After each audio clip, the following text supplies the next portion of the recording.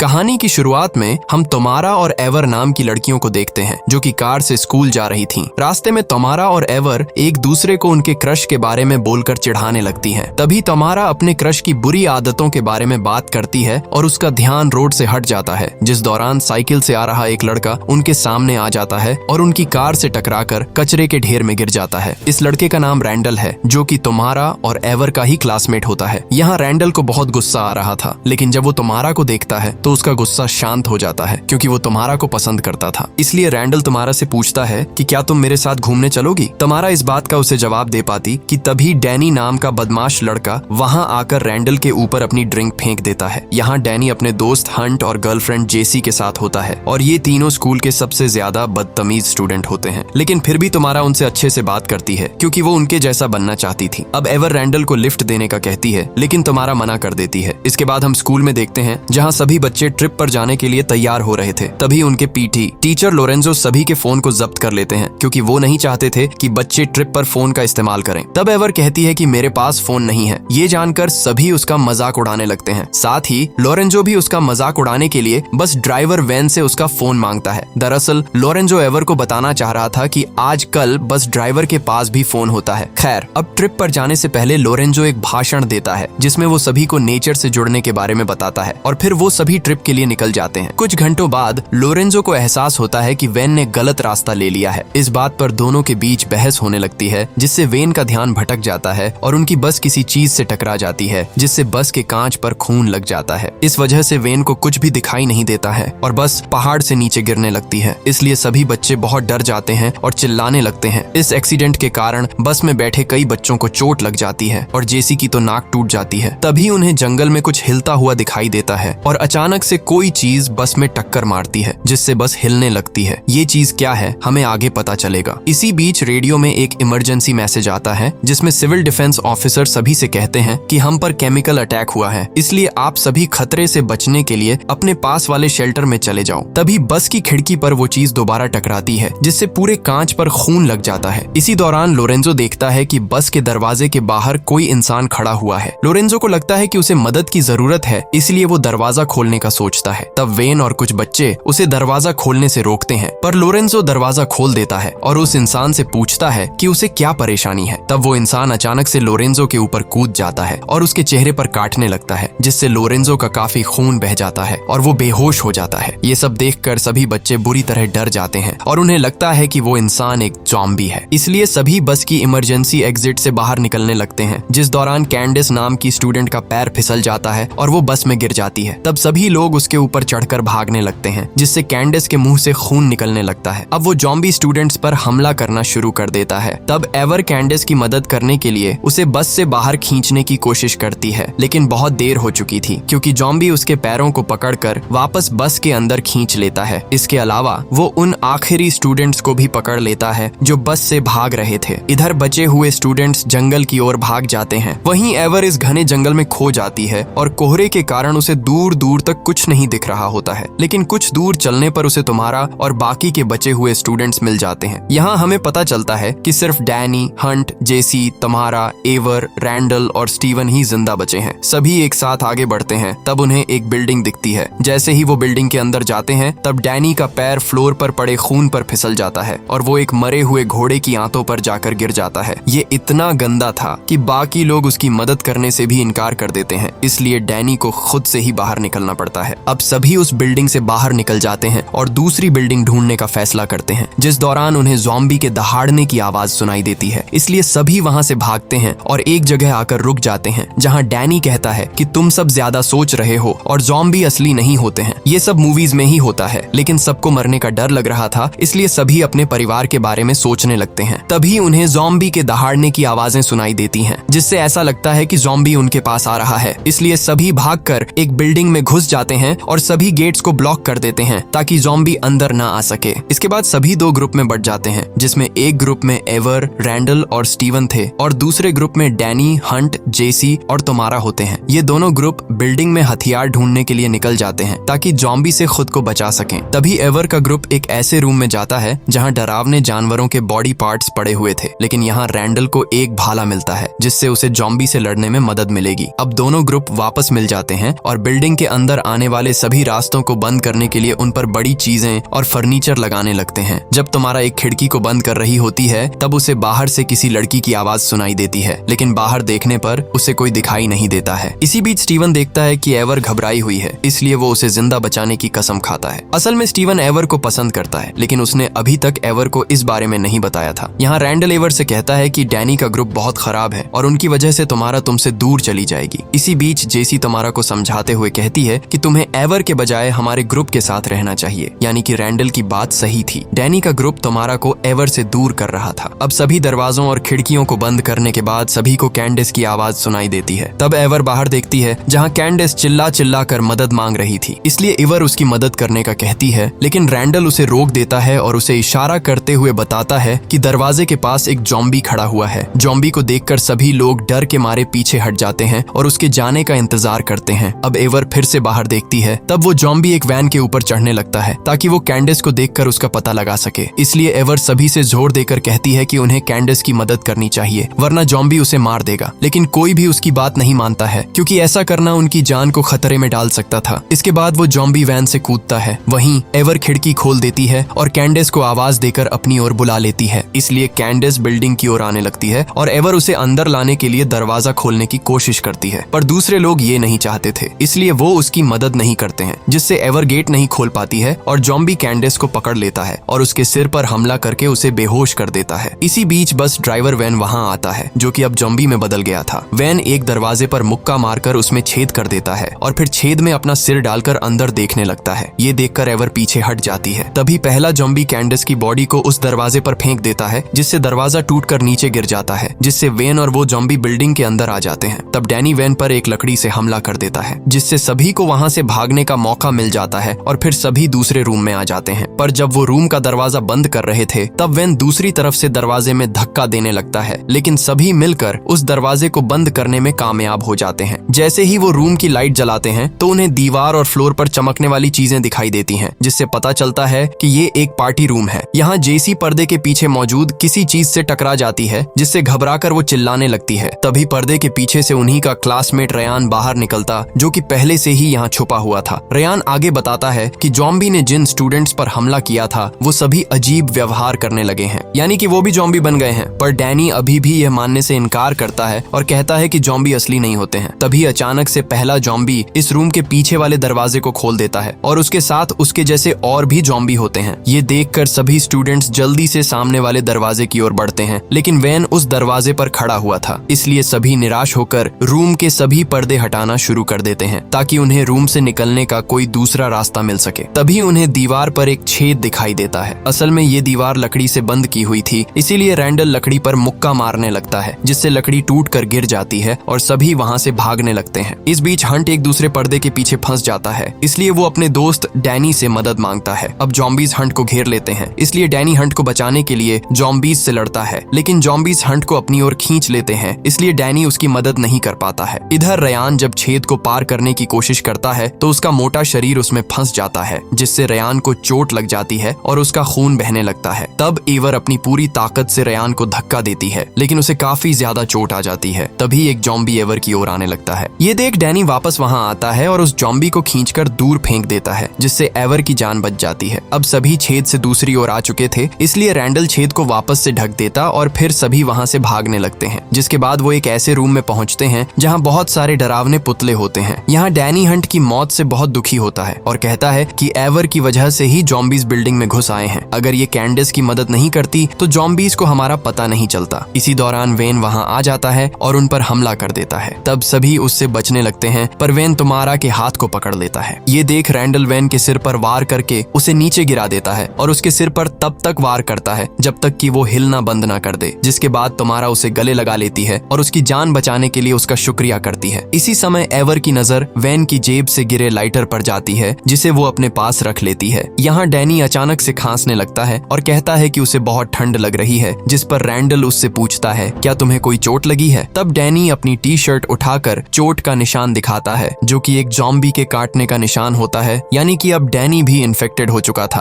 अब डैनी अपने पास वाले एक पुतले की जैकेट लेकर पहन लेता है और हंट को बचाने का बोलकर वहां से जाने लगता है, जिस दौरान उसे सीढ़ियों पर चक्कर आने लगते हैं, पर फिर भी वो आगे बढ़ता रहता है। तब रयान उसके पास जाता है और उससे पूछता है कि क्या तुम्हें पानी चाहिए, जिससे डैनी को बहुत गुस्सा आ जाता है और वो रयान को गाली देकर भला बुरा कहने लगता है और फिर उसे दीवार पर धकेल देता है। दरअसल डैनी भी एक समय में रयान की तरह मोटा था और रयान को देखकर उसे अपना पुराना समय याद आता था, जो कि डैनी को बिल्कुल भी पसंद नहीं था। इसी वजह से वो रयान से नफरत करता था। यहाँ डैनी रयान पर चिल्ला रहा था कि तभी अचानक से वेन दरवाजे से अंदर आ जाता है और डैनी को पकड़कर खिड़की से कूद जाता है। अब सभी लोग नीचे देखते हैं और उन्हें लगता है कि डैनी मर गया है, जिससे जेसी रोने लगती है। तभी डैनी का शरीर हिलने लगता है और वो खड़ा होकर भागने लगता है, क्योंकि अब वो जॉम्बी में बदल गया था। यहाँ रैंडल जेसी को शांत करने के लिए उसे गले लगाता है और वादा करता है कि वो उसे जॉम्बी से बचाएगा। तभी एवर कहती है कि हमारे पास न तो खाना है और न ही पानी। अगर हम बिल्डिंग में ही रहे तो कोई हमें ढूंढ नहीं पाएगा, इसलिए हमें मदद के लिए बिल्डिंग से बाहर जाना चाहिए। इसके बाद एवर बिल्डिंग से भागने का प्लान बताते हुए कहती है कि हमें सभी जॉम्बीज को एक तरफ ले जाना होगा ताकि हम दूसरी तरफ से भाग सकें और बस में जाकर अपने फोन से मदद मंगा सकें। पर रैंडल उसकी बात से सहमत नहीं होता है, जिस पर एवर उससे कहती है कि मुझे तुम्हारी इजाजत की जरूरत नहीं है। इतना कहकर वो रूम में पड़े एक पेंट के डिब्बों को उठाती है और उन्हें एक साथ बांधकर उनमें आग लगा देती है और फिर सभी डिब्बों को वो बाहर रखी एक वैन पर फेंक देती है। इससे जॉम्बीज का ध्यान उस वैन की ओर चला जाता है और सभी वैन को घेरना शुरू कर देते हैं, जिसके बाद एवर ग्रुप को छोड़कर वहां से जाने लगती है। तब तुम्हारा उसे रोकने की कोशिश करती है, जिस पर एवर उसे डांटते हुए कहती है कि तुम मेरी दोस्त हो और तुम्हें मेरा सपोर्ट करना चाहिए, लेकिन तुम डैनी के ग्रुप का साथ देकर अपनी जान को खतरे में डाल रही हो, इसलिए मैं तुम्हारी कोई बात नहीं सुनने वाली। इतना कहकर वो वहां से चली जाती है और स्टीवन भी उसके साथ जाने लगता है। अब एवर और स्टीवन बैरिकेड हटाकर बिल्डिंग से बाहर आते हैं और जल्द ही बस के पास पहुंच जाते हैं। यहाँ बस में एवर की नजर लोरेंजो के टूटे हुए हाथ पर जाती है, जिसे देखकर वो चीखने लगती है। तब स्टीवन उसे शांत करता है। तभी उन्हें लोरेंजो का बैग मिलता है, लेकिन जॉम्बी के हमले के कारण सभी फोन टूट चुके थे। ये देखकर एवर रोने लगती है, क्योंकि उसका पूरा प्लान फेल हो गया था। स्टीवन उसे समझाता है कि उन्हें हार नहीं माननी चाहिए और वो हमेशा उसका साथ देगा। इस बात से एवर स्टीवन के करीब आने लगती है और उसे किस करने ही वाली होती है कि तभी एवर को बस के रेडियो की आवाज आती है। अब वो रेडियो को ध्यान से देखती है तो उसे रेडियो में एक कैसेट मिलती है, जिसमें इमरजेंसी मैसेज की रिकॉर्डिंग चल रही थी। इससे एवर समझ जाती है कि उन पर कोई केमिकल अटैक नहीं हुआ है, बल्कि उन्हें झूठ बोलकर फंसाया गया है। तभी स्टीवन उसके पीछे आता है और उसके कंधे पर बेहोशी का इंजेक्शन लगा देता है और उससे माफी मांगते हुए कहता है कि तुम्हें इस बारे में पता नहीं चलना चाहिए था। तभी रैंडल भी वहां आ जाता है और हमें पता चलता है कि स्टीवन भी रैंडल के साथ मिला हुआ है। दरअसल 1 महीने पहले रैंडल ने स्टीवन के साथ मिलकर एक प्लान बनाया था, जिसमें रैंडल स्कूल के बदमाश बच्चों को डराकर उनसे बदला लेना चाहता था, क्योंकि वो उसे बहुत परेशान किया करते थे। इनका प्लान था कि ये सभी लड़कियों को बचाकर उन्हें इम्प्रेस करेंगे और बदमाश बच्चों को सबक सिखाएंगे। इसलिए दोनों ने जंगल में जाकर एक सुनसान बिल्डिंग को ढूंढा और फिर उस बिल्डिंग के सभी रूम्स को सजाकर उन्हें डरावना बना दिया था। यहाँ रैंडल ने स्टीवन को बताया कि चिप नाम का ड्रग डीलर भी उनकी मदद करने वाला है। चिप और कोई नहीं बल्कि वही जॉम्बी था जिसने बस पर अटैक किया था। असल में चिप को भी स्कूल में बदमाश बच्चों ने परेशान किया था, इसलिए वो रैंडल का साथ दे रहा था। अब वापस कहानी प्रेजेंट समय में आती है, जहाँ चिप भी बस में आ जाता है और अपने जॉम्बी वाले मास्क को निकाल देता है। तब रैंडल चिप पर गुस्सा होता है, क्योंकि उसने लोरेंजो को मार दिया था, जबकि रैंडल ने सिर्फ उसे बेहोश करने का कहा था। यहाँ एवर को भ्रम होता है, जिसमें वो लोरेंजो से बात करने लगती है कि उसे जल्द से जल्द इस मुसीबत से बाहर निकलना है। वहीं चिप की बातों से पता चलता है कि बस ड्राइवर वेन भी उनसे मिला है, क्योंकि स्कूल टाइम में लोरेंजो और वेन क्लासमेट थे और लोरेंजो ने वेन को बहुत परेशान किया था, इसलिए वो उससे बदला लेना चाहता था। जो बस का एक्सीडेंट हुआ था वो चिप ने ही करवाया था और उसने ही बस पर खून से भरा हुआ गुब्बारा फेंक दिया था। इसके अलावा बस में मौजूद स्टूडेंट पर जब चिप ने हमला किया तो उसने उन्हें एक ऐसे ड्रग का इंजेक्शन लगा दिया था जिससे वो स्लो हो गए थे और बेवकूफ बनकर उसकी सारी बात मानने लगे थे। वहीं वेन ने मौका देखकर सभी के फोन तोड़ दिए थे। यहाँ चिप बताता है कि उसने जिसको भी ड्रग का इंजेक्शन लगाया है उन्हें होश में आने के बाद कुछ भी याद नहीं रहेगा। चिप आगे बताता है कि उसने जिसको भी इंजेक्शन दिए हैं उन्हें एक पिंजरे में कैद कर दिया है। तभी स्टीवन को चिप और रैंडल के असली प्लान का पता चलता है, जिसमें वो दोनों सभी को मारने वाले थे। ये सुनकर स्टीवन घबरा जाता है, लेकिन उसके पास रैंडल का साथ देने के अलावा दूसरा रास्ता नहीं था। इधर एवर उनकी सारी बातें सुन लेती है, लेकिन बेहोशी के इंजेक्शन के कारण वो कुछ नहीं कर पाती। अब जैसे ही रैंडल और स्टीवन वहां से जाते हैं तब एवर हिम्मत करके बस से बाहर आने लगती है, लेकिन तभी चिप उसे देख लेता है, इसलिए वो उसे खींचकर सीट पर फेंक देता है। तब एवर चिप को धक्का देकर नीचे गिरा देती है और एक बॉक्स से उसके सिर पर मारने लगती है, जिससे वो बेहोश हो जाता है। दूसरी ओर बिल्डिंग में रैंडल स्टीवन को एक पिंजरे के पास लाता है, जिसमें उसने डैनी, हंट और बाकी के स्टूडेंट्स को कैद करके रखा था। अब रैंडल सभी को एक एक बार फिर से जॉम्बी ड्रग वाला इंजेक्शन लगाता है और स्टीवन से सही समय पर पिंजरा खोलने का कहता है। दरअसल उसका प्लान था कि वो सभी को तमारा, जेसी और रयान के हाथों मरवा देगा। इसके बाद रैंडल तमारा, जेसी और रयान के पास जाता है और उनसे झूठ बोलता है कि एवर मर चुकी है। ये सुनकर तमारा रोने लगती है और रैंडल उसे गले लगा लेता है। यहाँ रैंडल सभी को हथियार देकर कहता है कि अब हमारे दोस्त इंसान नहीं है बल्कि जॉम्बी बन गए हैं, इसलिए हमें उन्हें मारना होगा, और फिर वो सभी को पिंजरे के पास ले जाता है। यहाँ स्टीवन जैसे ही पिंजरा खोलता है तब एवर वहाँ आ जाती है और पिंजरे को तुरंत बंद करके तमारा, रयान और जेसी को रुकने का कहती है और उन्हें रैंडल के पूरे प्लान के बारे में बताने लगती है। तभी डैनी भी होश में आ जाता है। ये देखकर तीनों को एवर की बात पर यकीन हो जाता है, इसलिए तमारा रैंडल के सिर पर वार कर देती है, जिससे रैंडल एक पर्दे पर गिर जाता है। यहाँ सभी को पर्दे के पीछे एक तस्वीर दिखाई देती है जो कि रैंडल की थी, जिसमें रैंडल अपनी जीत की खुशी मना रहा था और तमारा उसके पैरों को पकड़े हुए थी। वहीं स्टीवन एवर को बचाता हुआ दिखाई दे रहा था। खैर, अब स्टीवन भी वहां आ जाता है और एवर को इंजेक्शन लगाने की कोशिश करता है। तब पिंजरे में मौजूद स्टूडेंट्स उसे अंदर खींचकर पीटने लगते हैं। अब हंट और डैनी पिंजरे से बाहर आ जाते हैं। तभी रैंडल अपनी तलवार से एवर पर हमला कर देता है, लेकिन तभी जेसी एवर को लोहे की रॉड दे देती है, जिससे एवर अपने ऊपर होने वाले वार को रोक लेती है। इसके बाद तुम्हारा रैंडल से कहती है कि मैं कभी भी तुम्हारे जैसे इंसान के साथ नहीं रहूंगी। ये सुनकर रैंडल गुस्से में तुम्हारा का हथियार तोड़ देता है और उसे मारने के लिए उस पर वार करता है, लेकिन डैनी उसके सामने आ जाता है और रैंडल के वार से घायल हो जाता है। तभी एवर अपने पास से ड्रग वाला इंजेक्शन निकालती है जो कि उसने चिप से चुराया था,